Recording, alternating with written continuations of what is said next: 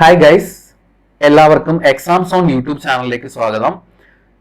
Different competitive exams ആയ SSC CGL, IBPS, NDA, RRB, CDS, Kerala PSC ഇതിനൊക്കെ വേണ്ടുന്ന maths നമ്മൾ ചെറിയ ചെറിയ വീഡിയോസ് ആയിട്ട് ഷോർട്ട് ട്രിക്സും അതുപോലെ തന്നെ കൺസെപ്റ്റ്സും ഈ യൂട്യൂബ് ചാനലിലൂടെ നിങ്ങളിലേക്ക് എത്തിക്കാൻ വേണ്ടിയിട്ട് തുടങ്ങിയിരിക്കുന്ന ഒരു ചാനലാണ്. അപ്പം നിങ്ങൾക്ക് എന്ത് ഡൗട്ട് ഉണ്ടെങ്കിലും അതുപോലെ തന്നെ ഈ വീഡിയോ കഴിഞ്ഞതിന് ശേഷം എന്ത് കണ്ടിട്ട് എന്തെങ്കിലും പ്രശ്നങ്ങൾ ഉണ്ടെങ്കിലോ അല്ലെങ്കിൽ എന്തെങ്കിലും അഭിപ്രായം അറിയിക്കാനുണ്ടെങ്കിലോ നിങ്ങൾക്ക് കമന്റ് സെക്ഷൻ വഴി പറയാം. അപ്പം നമ്മൾ ഇന്ന് ചെയ്യാൻ പോകുന്ന സെക്ഷൻ എന്ന് പറയുന്നത് ഡിസ്റ്റൻസ് സ്പീഡ് ആൻഡ് ടൈമിൽ കൂടുതൽ ആപ്ലിക്കബിൾ ആയിട്ടുള്ള ഷിഫ്റ്റിംഗ് മെത്തേഡ് എന്ന് പറയുന്ന ഒരു കൺസെപ്റ്റ് ആണ്. അപ്പം ഇത് നമ്മൾ നോർമലി സോൾവ് ചെയ്യുവാണെങ്കിൽ നമുക്ക് ലീനിയർ ഇക്വേഷൻ വെച്ച് ചെയ്യേണ്ടതായിട്ട് വരും. പക്ഷേ നമുക്ക് ഷിഫ്റ്റിംഗ് മെത്തേഡ് എന്ന് പറയുന്ന ഒരു കൺസെപ്റ്റ് വെച്ചിട്ട് വളരെ ഈസി ആയിട്ട് ഈ ക്വസ്റ്റ്യൻസ് സോൾവ് ചെയ്യാൻ പറ്റും. ഡിഫറെന്റ് ചാപ്റ്റേഴ്സ് ആയിട്ടുള്ള ടൈം ആൻഡ് വർക്ക്, അതുപോലെ തന്നെ profit and loss, mixed and alligation, ഇങ്ങനെയുള്ള ചാപ്റ്ററിലൊക്കെ ഇതിന്റെ ആപ്ലിക്കേഷൻ വരാറുണ്ട്. നമുക്ക് ഈ ഒരു കൺസെപ്റ്റ് അറിയാമെങ്കിൽ നമുക്ക് വളരെ ഉപകാരപ്രദമായിരിക്കും. അപ്പം ഞാൻ ഇവിടെ ഇതിന്റെ ഫസ്റ്റ് ഒരു സാമ്പിൾ ക്വസ്റ്റ്യൻ നിങ്ങൾക്ക് കാണിച്ചു തരാം.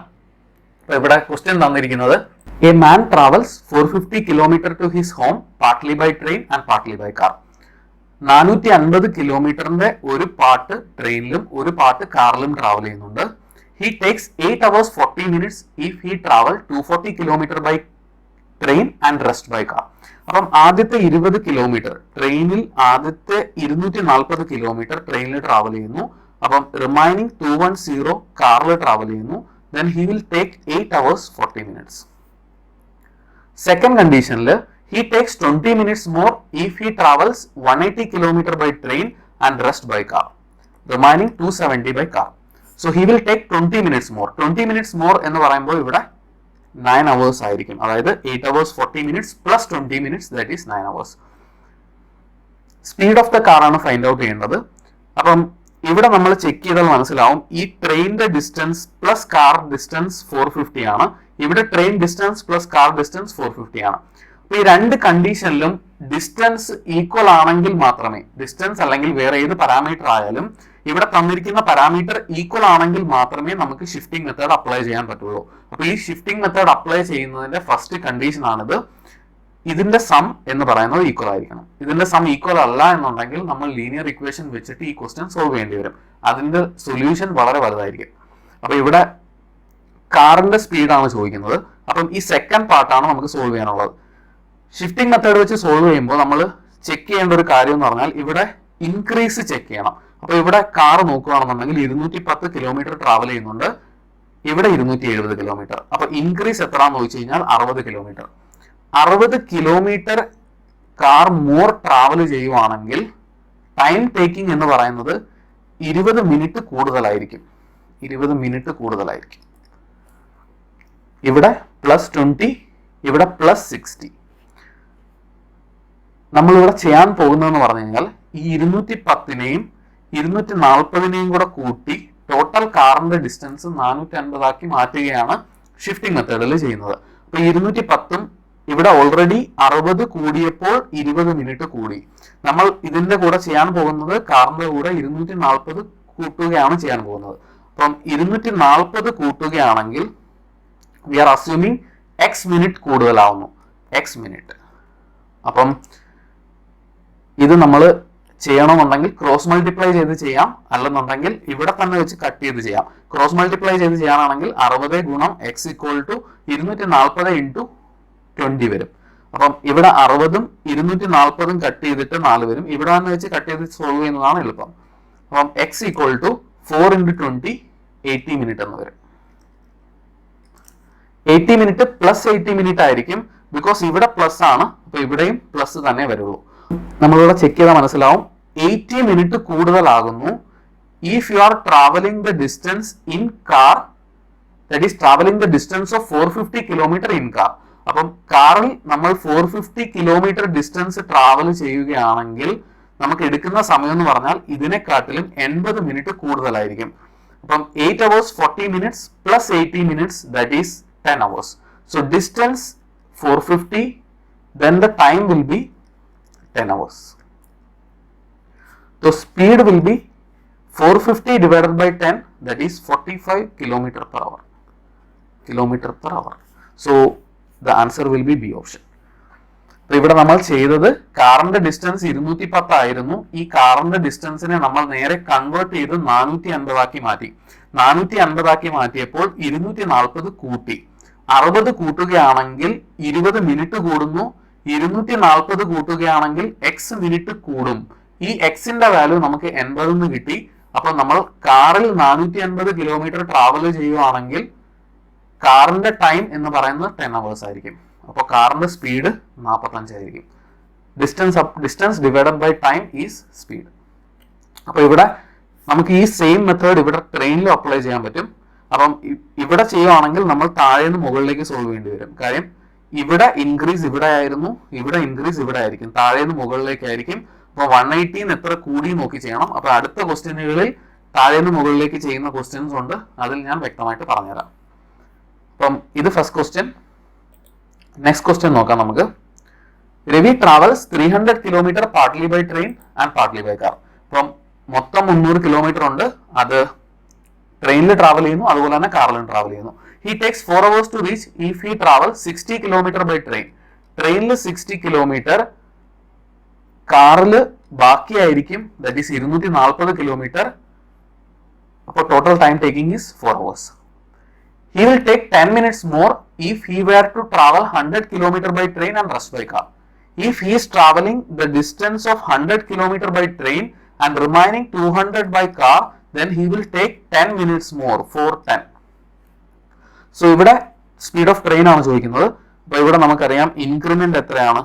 Increment in distance is 40. 40 distance increment ആവുമ്പോൾ 10 മിനിറ്റ്സ് ഇൻക്രിമെന്റ് ആവും. 10 മിനിറ്റ്സ്. ഇവിടെ നമുക്ക് ഇൻക്രിമെന്റ് ആക്കാനുള്ളത് 240 ആണ്. ബിക്കോസ് നമ്മൾ എന്താണ് ചെയ്യുന്നത്, ഇവിടെ ട്രെയിനിന്റെ ഡിസ്റ്റൻസ് ടോട്ടൽ ഡിസ്റ്റൻസ് ആയിട്ട് കൺവേർട്ട് ചെയ്യുകയാണ്. അപ്പൊ ട്രെയിനിന്റെ ഡിസ്റ്റൻസ് 60 ആണ് ഓൾറെഡി. അപ്പം അതിനെ നമ്മൾ 240 കൂട്ടി 300 ആക്കും. അപ്പൊ ഇവിടെ 240 ഇൻക്രീസ് ആവുകയാണെങ്കിൽ എക്സ് മിനിറ്റ് ഇൻക്രീസ് ആവും. ഇവിടെ +10 ആണ്, അപ്പൊ ഇവിടെയും +x ആയിരിക്കും. അപ്പം ഈ 40ഉം 240 കട്ട് ചെയ്തിട്ട് 6 വരും. X is equal to 60 minutes. 60 minutes എന്ന് പറഞ്ഞു കഴിഞ്ഞാൽ 1 hour. അപ്പൊ ഇവിടെ if you are travelling in train for 300 kilometre, ട്രെയിനിൽ 300 കിലോമീറ്റർ ട്രാവൽ ചെയ്യുകയാണെങ്കിൽ time taking will be, this is distance, train time will be 5 hours. 4 hourന്റെ കൂടെ 1 hour ഇൻക്രീസ് ആവും. അപ്പം train time will be 5 hours. So speed will be distance upon time, that is 60 km per hour. 300 by 5, that is 60 km per hour. 60 km per hour. Next.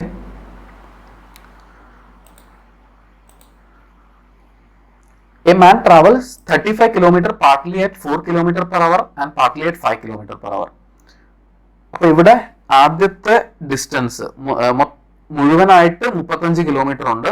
ഇതിൽ ആദ്യത്തെ distance 4 kilometre per hour സ്പീഡിലും രണ്ടാമത്തെ distance 5 kilometre per hour സ്പീഡിലുമാണ്. അപ്പൊ total distance travelling is 35.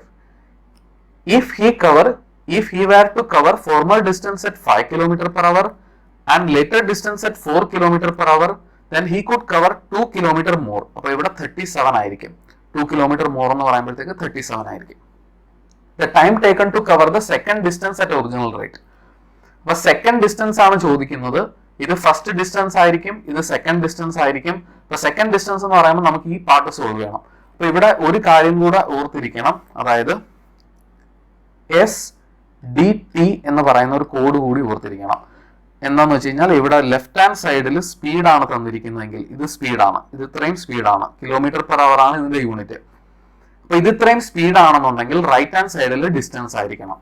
അതുപോലെ തന്നെ left hand സൈഡിൽ distance ആണ് തന്നിരിക്കുന്നതെങ്കിൽ right hand സൈഡിൽ time ആയിരിക്കണം. അങ്ങനെയുള്ള കണ്ടീഷനുകളിൽ മാത്രമേ നമുക്ക് ഷിഫ്റ്റിംഗ് മെത്തേഡ് അപ്ലൈ ചെയ്യാൻ പറ്റൂ. In the case of speed, distance and time. ബാക്കി ചാപ്റ്ററിൽ ഇത് ബാധകമല്ല. അപ്പൊ ഇവിടെ സ്പീഡ് ആണെങ്കിൽ ഇവിടെ ഡിസ്റ്റൻസ് വേണം, ഇവിടെ ഡിസ്റ്റൻസ് ആണെന്നുണ്ടെങ്കിൽ ഇവിടെ ടൈം വരണം. അപ്പൊ ഇവിടെ നമുക്ക് സെക്കൻഡ് ഡിസ്റ്റൻസ് ആണ് കണ്ടുപിടിക്കാനുള്ളത്. താഴെ നിന്ന് മുകളിലേക്ക് സോൾവ് ചെയ്യേണ്ടി വരും. കാര്യം ഇൻക്രിമെന്റ് എന്ന് പറയുന്നത് താഴെ നിന്ന് മുകളിലേക്കാണ്. അപ്പം 1 ഇൻക്രിമെന്റ് ആകുമ്പോൾ ഡിസ്റ്റൻസ് 2 ഡിക്രിമെന്റ് ആവുന്നു. ഇവിടെ 1 ഇൻക്രിമെന്റ് ആകുമ്പോൾ ഡിസ്റ്റൻസ് 2 ഡിക്രിമെന്റ് ആവുന്നു. നമുക്ക് എത്ര ഇൻക്രിമെന്റ് ചെയ്യാനുള്ളത്? 5 ഇൻക്രിമെന്റ് ചെയ്യണം. അപ്പോൾ മാത്രമേ ഇവിടുത്തെ ഡിസ്റ്റൻസ് ഇവിടുത്തെ സ്പീഡ് എന്ന് പറയുന്നത് 9 ആവത്തുള്ളൂ. അപ്പം 5 ഇൻക്രിമെന്റ് ആക്കുമ്പോൾ x value, so x is equal to cross multiply ചെയ്യുവാണെങ്കിൽ 5 into -2 that is -10. സോ ഇവിടുത്തെ സ്പീഡ് 9 ആണെങ്കിൽ ഇവിടുത്തെ ഡിസ്റ്റൻസ് എന്ന് പറയുന്നത് ഇതിനെക്കാട്ടിലും 10 കുറവായിരിക്കും. അപ്പൊ 27 ആയിരിക്കും ഡിസ്റ്റൻസ്. അപ്പം speed 9, then distance will be 27. So time taking will be 27/9, that is 3 hours. ഇവിടെ കിലോമീറ്റർ പെർ അവറിലായിരുന്നു, ഇവിടെ കിലോമീറ്ററിലാണ്. So answer will be in hours, 3 hours. അടുത്ത ക്വസ്റ്റ്യൻ നോക്കാം.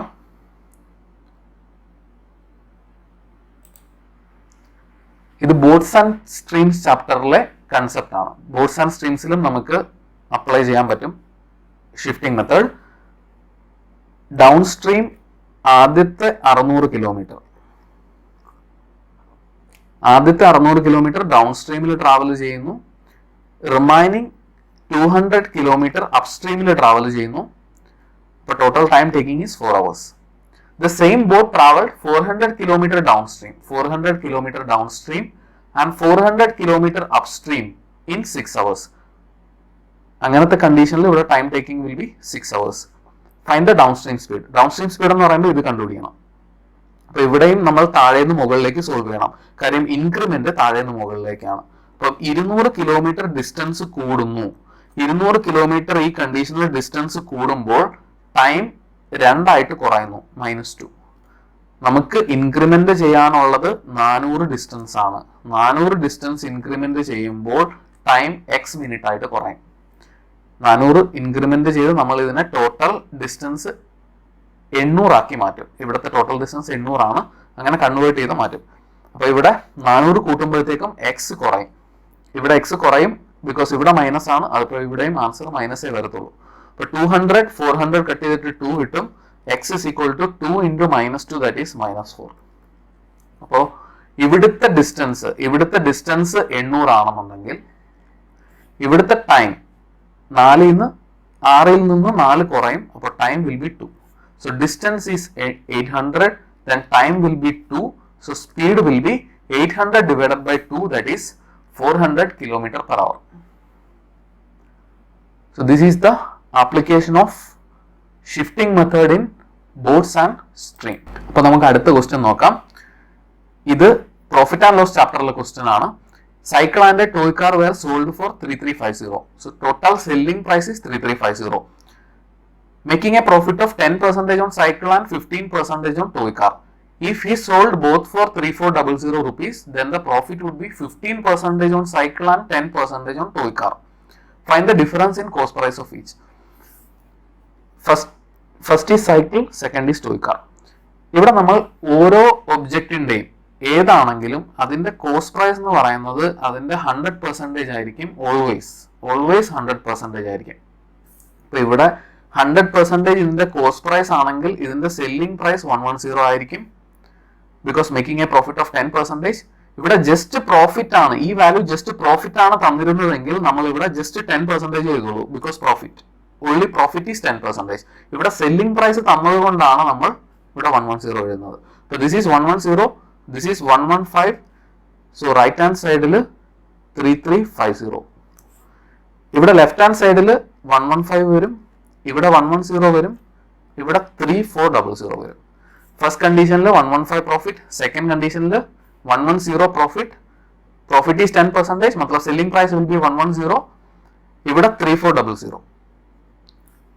Next selling price is 3400. അപ്പോൾ കോസ്റ്റ് പ്രൈസ് ഓഫ് ഈച്ച് കണ്ടുപിടിക്കണം. അപ്പൊ നമുക്ക് രണ്ടും സോൾവ് ചെയ്യേണ്ടി വരും. ഇവിടെ 5 ഇൻക്രീസ് ആവുന്നു. 5 ഇൻക്രീസ് ആകുമ്പോൾ ഇവിടെ 50 ഇൻക്രീസ് ആവുന്നു. ഇവിടെ നമുക്ക് ഇൻക്രീസ് ഇവിടുന്ന് ഇവിടേക്കാണ് ഇൻക്രീസ് ആയിട്ടുള്ളത്. അപ്പൊ നമുക്ക് ഇവിടെ ഇൻക്രീസ് ആക്കാനുള്ളത് 115 ആണ്. ഇതിന്റെ നേരെ ഓപ്പോസിറ്റ് വാല്യൂ 115 ഇൻക്രീസ് ആക്കുമ്പോൾ എക്സ് ഇൻക്രീസ് ആവുന്നു. അപ്പോൾ 5ഉം 50യും കൂടെ കട്ട് ചെയ്തിട്ട് 10 കിട്ടും. 10 into 115 വിൽ ബി എക്സിന്റെ വാല്യൂ 1150 പ്ലസ് 1150 ഇൻക്രീസ് ആവും. അപ്പോൾ ഇവിടെ കാറിന്റെ വാല്യൂ സൈക്കിളിന്റെ വാല്യൂ ടോട്ടൽ 225% ആവും. സോ 225% ഓഫ് സൈക്കിൾ ഈസ് ഈ വാല്യൂവിന്റെ കൂടെ 1150 കൂടെ കൂട്ടണം. അപ്പം നമുക്ക് കിട്ടുന്നത് 4500. സോ 1% വിൽ ബി 225 അവിടെ പോയിട്ട് കട്ടാവും, that is 20. So 100% will be 2000. So ഇതിന്റെ കോസ്റ്റ് പ്രൈസ് എന്ന് പറയുന്നത് 2000 ആയിരിക്കും. 1% 20 ആണെങ്കിൽ 100% എന്ന് പറയുമ്പോൾ 2 സീറോ കൂടെ എക്സ്ട്രാ വരും. ഇതിന്റെ കോസ്റ്റ് പ്രൈസ് 2000. ഇവിടെ നമുക്ക് സെക്കൻഡ് കണ്ടീഷൻ നമുക്ക് വിത്തൗട്ട് പെൻ തന്നെ സോൾവ് ചെയ്യാം.